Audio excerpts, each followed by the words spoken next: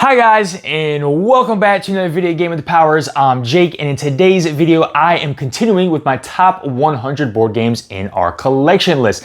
If you guys missed out on the most recent video, I'll go ahead and link it right up here, where I went over my board games that were number 80 all the way through 71. Today's video we are taking a look at games ranked number 70 through 61. So let's go ahead and jump straight to today's video, guys, starting off with game number 70. This game is going to be new to the list this year, and let me grab this one. This box is a little bit heavy here, and this game is going to be Pest. Okay, Pest is a board game for 1 to 5 players, ages 13 plus, right around 60 to 150 minutes per playthrough, and this one is published by Arcana Games. Pest is a board game where you are taking on the role of a plague doctor, and there is a plague that has ravished this entire like continent, I guess, or state would be the better word, but you're gonna have a game board that's gonna have a bunch of cities and towns and things like that, and villages, and you are going around as this plague doctor, picking up sick people, curing these sick people, using them to kind of gaining resources to kind of rebuild the infrastructure of these towns and villages. You know, you're going to be building buildings and things like that, and then have these cured sick people, or have the sick people that were cured become workers and kind of, again, just help rebuild the overall infrastructure of this state. Now, there are some qualms with this particular game that just don't make it to where we don't get it to the table enough. I really do feel like this one should be a little bit higher on the list, but the game board itself is very, very dark, and it's hard to see a lot of things on the game board. And then just the table presence of this one is way too much. I mean, this is more table presence than I would say Mesopotamia, to where we've struggled trying to get a 3-player game completed of Pest, because you got the game board, the player boards, you got 3 other boards that you have to set out along with cards and things like that. It's just way too much. Now, I am very excited because they did have a expansion come out for Pest, and they announced in that campaign that they're going to have an update pack for the original game of Pest, which is going to have a new game board with lighter colors, and it's going to reduce some of those other secondary boards and combine them into just one other board. So the table presence is going to shrink a whole lot, which I'm super excited about. But my 70th favorite board game in our collection here is going to be Pest. All right, guys, moving on to game number 69. This one is new to the list as well, and this board game is Biome, okay? Biome is a board game for 1 to 4 players, ages 10 plus, right around 60 to 90 minutes per playthrough, and this one is published by Lioness Games. Biome is all about, Biome is essentially a strategic tableau builder game where you're trying to achieve biodiversity through the use of playing different like plants and animals in different environments. And so this has a little bit of wingspan to it, right? You're going to have this board, and the board is going to have slots for your cards, and there's going to be 3 different columns of environments. You'll have forests, you'll have swamps, and you'll have rivers, and certain animals or plants are only going to be allowed to play in those certain environments. But what makes this game really unique is these animals that you are playing are all baby animals. And so you're trying to protect these baby animals, you play them, and then they can mate essentially and have babies. And so the more babies you have, the more points that you score. And so this one is, again, it's very Wingspan-esque, but just has a cuter theme where it's just, instead of birds, it's these baby animals that you're trying to grow. And again, you're wanting to achieve that biodiversity across all these different environments. Again, it's a tableau builder, so very card play. You're spending resources, gaining resources, putting these cards down. Those cards are going to do different things. They're going to generate more resources for you and things like that. But this is Biome, my 69th favorite board game in the collection. Okay, guys, moving on to number 68. And it's going to take me a second to grab this box out because this box is massive. My 68th favorite board game in our collection is going to be Unconscious Mind, okay? Unconscious Mind, let me make sure I move this other ones, you can't see it. Unconscious Mind is a board game for 1 to 4 players, ages 12 plus, 60 to 120 minutes per playthrough. playthrough, and this one is published by Fantasia. In Unconscious Mind, you are taking on the role of a neurologist or a psychologist, essentially, and you're going to be having patients and tending to these patients' dreams and things like that. This obviously was dubbed one of like the most beautiful games of 2024, right? The artwork here is gorgeous. The box art is gorgeous. This is the deluxe ID all-in pledge, so I do have the expansion, all the holographic cards. This is just a gorgeous, gorgeous looking game. But this one, Euro style game, there is going to be some like worker placement a little bit. There is going to be some resource management. There's going to be some track management where you're trying to collect these different patients, and then you're going to have resources that you need to spend essentially. Well, your resources are kind of like this circular dial, and I really enjoy how they do that. It's kind of hard to explain, but yeah, I think the main way here is going to be worker placement. You'll have these workers that you're going to place out onto the board. There's 2 boards that you're going to be moving around here, and then you're going to have your own personal board. Action selection is a part of this as well, but this is really unique, fun game.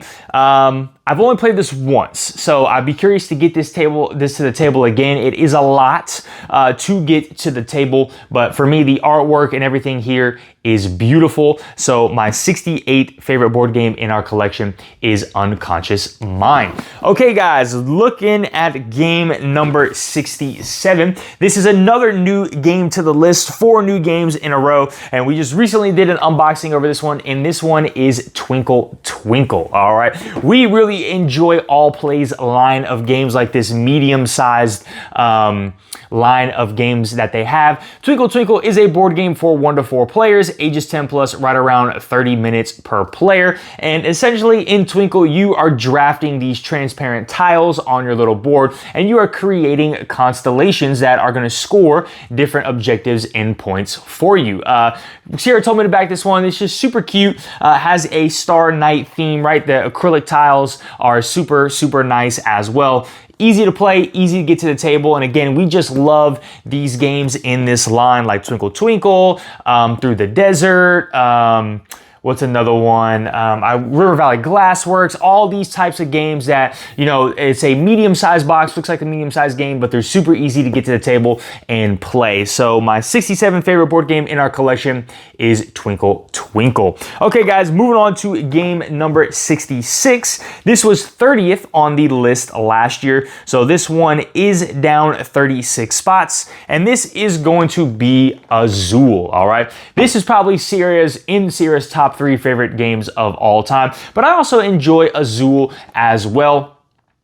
We have the Master Chocolatier Edition, and basically in Azul, you are drafting these little tiles, and you're putting these tiles on your board, and you're trying to fill up these different rows. So you have 1, 2, 3, 4, and 5 slots, and you have to have the same color tile in those slots. And once you fill that slot at the end of the round, that chip or your tile will move over, and that tile will score you points. And so like the original game, it's almost like you're making a quilt, right? Where you're sliding these tiles over and all these different patterns to be able to score points. But this one is down on the list just because we have not played it a whole lot. We're going to play it a whole lot, hopefully, as this is one of our games in our 5x5 challenge. So as we're working on that, I wouldn't be surprised if this one ends up a little bit higher on the list next year, just because we've played it a lot more regularly. But my 66th favorite board game in our collection is going to be Azul. All right, guys, moving on to game number 65.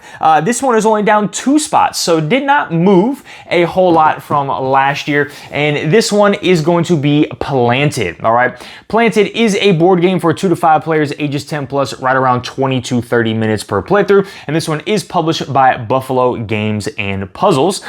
Planted is a very it's a great looking game. Even the retail edition of the game, the components are nice, but you are basically trying to make your house beautiful by nurturing your very own collection of houseplants. But what I love about this game is it brings in that hand drafting aspect that Seven Wonders does, and like Trailblazers that I talked about in one of my earlier videos, where you're gonna have a hand of 8 cards. You will select a one card, I believe it is, and pass that hand to everybody else. And so you guys are gonna take turns passing these cards around, and you're gonna be drafting these certain cards and doing their certain effects. And so I really love games like that just everybody's involved at one time, and you're making these picks and these choices. And so turns are not being slowed down or stalled out in that regard. But I love that game mechanic of passing the cards around and drafting them. But Planted is my 65th favorite board game in our collection.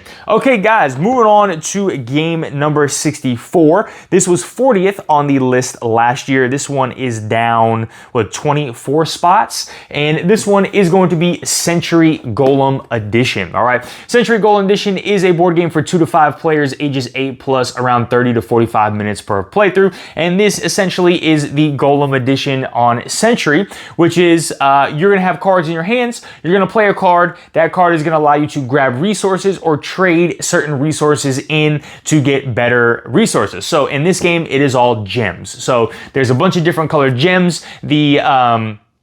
The colors represent higher tiers of those gems. So you'll play a card, get either a low tier gem, or play a card that will trade low tier or medium tier gems in so that you can get these higher tier gems. And what you're doing with these gems is there are going to be golems that are going to be worth victory points. You are essentially trading in those gems to acquire these golems of victory points. So super simple game, very easy to teach, but very colorful and beautiful with the gems. I very much enjoy the Golem edition of Century rather than the original Century game itself that just has the cubes. So my 64th favorite board game in our collection here is going to be Century Golem Edition.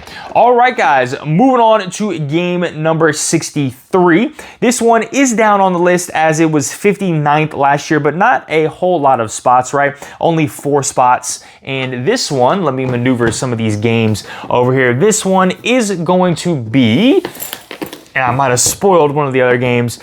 This is going to be Wyrmspan. Okay, Wyrmspan is a wingspan game for 1 to 5 players, ages 14+, right around 90 minutes per playthrough, and this is published by Stonemaier Games.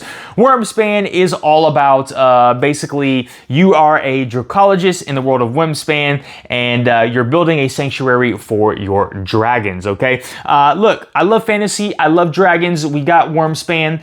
We've only played this a handful of times, but I almost feel like Wyrmspan is just too much, right? I feel like there's too much going on here. That might be the same thing for Wingspan. We don't own Wingspan, so Wingspan is not on our list. But I would say Wyrmspan is very comparable to Wingspan in like the games do take a little bit longer than maybe they should. But it just seemed like a lot, not necessarily a lot of components, but just a lot of things going on. It just really just took a lot longer than we anticipated. So I still very much enjoy this game, but this is not, spoiler alert, this is not our favorite Wingspan style game. So my 63rd favorite board game in our collection is going to be Wyrmspan. Okay, guys, moving on to game number 62. This game is going to be new to the list, and I just said this one is going to be Finspan. So this is the latest Wingspan game from Stonemaier Games. Finspan is a board game for 1 to 5 players, ages 10+, right around 45 to 60 minutes per playthrough. And this one is our favorite Wyrmspan style or Wingspan style game from Stonemaier Games because it fits right in that 45 to 60 minute threshold. Also, it has an aquatic theme, which Sierra loves aquatic themes. For me, I wish this is what Wyrmspan was. This one, it feels great. It's super easy. I love the mechanics here of using your cards as resources to kind of play these other fish out down onto the area. But you're a marine researcher trying to observe an array of different fish. And so you discover a fish over 4 weeks that are going to generate a series of benefits. Again, it's a Tableau style building game here. But look, this is what I wish Wyrmspan was. Because of this playtime, it feels great when you play it. It's not a chore to kind of get to the table and play. But this is by far my favorite Wingspan style game. My 62nd favorite board game in our collection is Finspan. All right, guys, we have made it to the end of today's list. Taking a look at game number 61. This was 43rd on the list last year, so this dropped 22 spots. And this board game, let me get this right here, is going to be Skytear Horde, okay? Now, this does include the Monolith expansion as well, and this is a board game for, I believe, it doesn't say on the box, but this is essentially a board game, guys, for 1 to 3 players, because you can play this solo, cooperatively, or head-to-head. I would say this is about 30 to 45 minutes per playthrough. I would say this is probably ages 10 to 12 plus, and this one is coming to you from Skytear Games. That's where this is with published. This is a lane battler game, very similar to Hearthstone, where you're going to have different lanes. You're going to be playing cards to these different lanes. The enemy monsters are going to come out in these lanes, and they're going to attack the lanes down. You are trying to defeat what is the final boss, essentially, and then you are going to have a tower that you are trying to protect. Now, I think the Monolith expansion added some really cool things, some rule changes a little bit that I feel like made the game just a little bit more difficult. And so I think that's why this one, it kind of fell too much. But I think the main way you play Skytear Horde and enjoy it a lot is from that solo play. And I'm just not a big solo gamer. So I think that's why this one just fell so much on the list. Is I don't really want to play this solo. There's a lot of other things that I'd rather do. You know, I'd rather just play video games at that point than get this one and set this up. And so I feel because it's the main way to play this solo, that's why it's just dropped so much on my list. But my 61st favorite board game in our collection here is Skytear Horde.